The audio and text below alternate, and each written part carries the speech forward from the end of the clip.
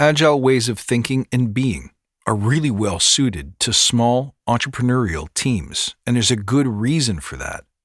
I want to talk to you about the Agile entrepreneur. That's this week on the Badass Agile podcast.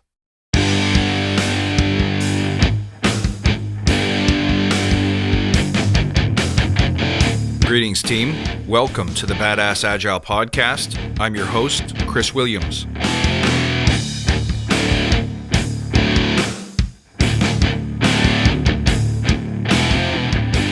Hello, my friends. Welcome back. Wonderful to see you here once again. Agile excels in organizing and overcoming the unknown. We seek to reduce complexity and uncertainty through efficient experimentation. This describes the entrepreneur's mindset as much as it does the Agile mindset. For those of you who are looking for something a little different in your career, this one's for you. But first, let's take a moment to remember why we're here. To create an elite tribe of leaders who truly serve their clients and communities by doing what matters and what works, relentlessly chasing value and excellence like a badass. There's so many resources out there about what you need to do to be agile, but we're focused on who you need to become in order to lead teams. So let's hammer down those fundamentals to create a truly unique and powerful force in this industry.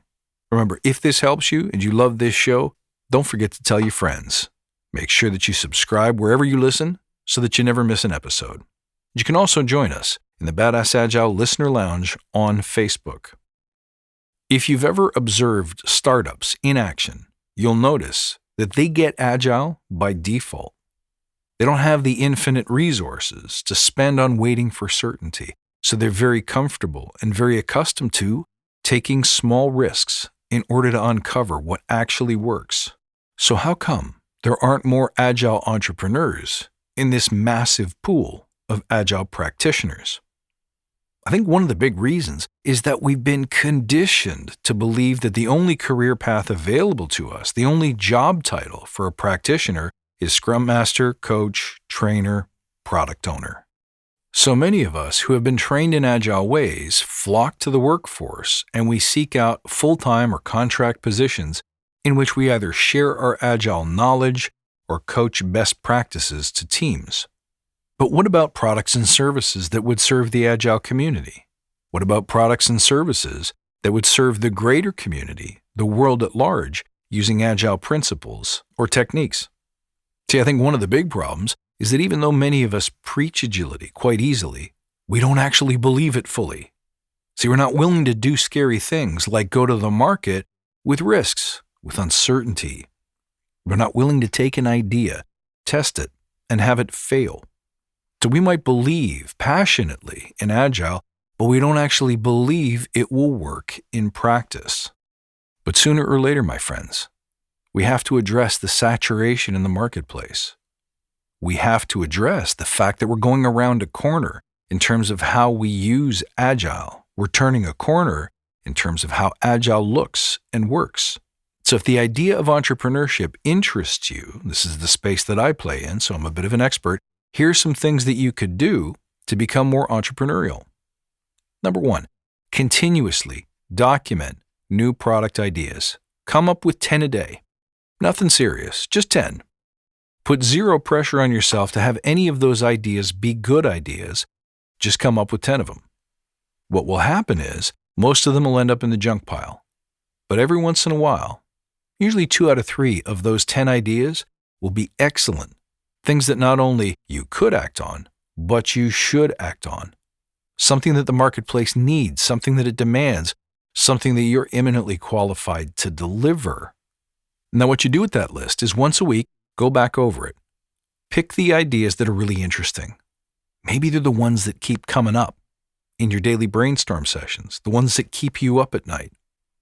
Pick just one a week and see how quickly you could create a sell sheet for that idea. Who does this idea speak to? What benefits does it bring them? But most importantly, what gap does it fill in the marketplace? What pain does it relieve? What problem does it solve? Next, figure out a way to test your idea or product. How could you find out if this actually works or not? How would you measure the results that you're able to get? This could be a little bit of a side hustle, something you do when your day job's over, or it might be something that you could bring to your existing teams or existing customers. It might be something you could talk about with other people at community gatherings, meetups, or conferences. You could even create a community group to bounce ideas like this around. You could make surveys on social media. There are zero barriers to getting feedback and opinions about your ideas. You could join a group on Facebook. There's all kinds of entrepreneurial groups that do this kind of thing as a matter of practice. The only thing standing in your way, if you notice, is your willingness, your trepidation, your hesitation, your procrastination, the things that you fear. Here's another thing you should be doing to become more entrepreneurial.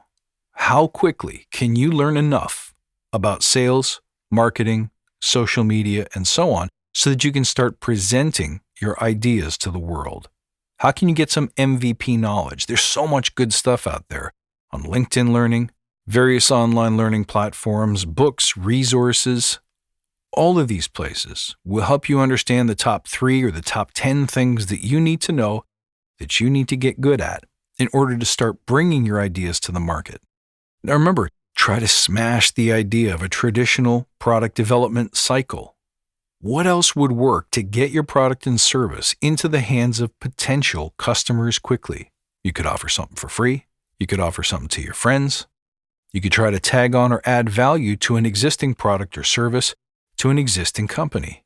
Another thing to think about is how will you collect feedback and measurement on your product, service, or idea so you can rapidly improve it. Make it better, make it more relevant, make it more worthwhile or appealing to buyers. None of this stuff should be surprising. Just read Lean Startup, and it's all in there for you. But I think what's interesting about the current moment in history is that your startup doesn't have to be a software development factory. You could be offering a service in your neighborhood. You could be building micro homes. You could crowdsource a new book. It's limitless. It's endless. Now look, there's nothing saying that you have to be an agile entrepreneur in order to be agile, of course. But I can tell you from experience, they do go hand in hand rather nicely. Most of the important stuff that I've learned about agile success, I've learned by doing risky, scary things with my own products and services. But conversely, what you learn by working for big organizations is how Agile thrives or flounders at scale. Now, these two are important learnings, but too often, what we learn in those large organizations with Agile at scale is how to be pleasant and agreeable with a large population, many of which don't really believe in Agile at all. If you want to see Agile at its finest, you need to get out there and walk the tightrope. And doing your own side hustle, building your own thing, is a really great way to do that. My friends, I hope this one inspires you, ignites you, and informs you. You can reach out as always at badassagile.com, on Twitter at badass_agile, and on Instagram at badassagile. Please don't forget to check out my services, whether it's my speaking or coaching services, The Forge of the Forge Professional. I look forward to seeing you next time. And until then, stay badass.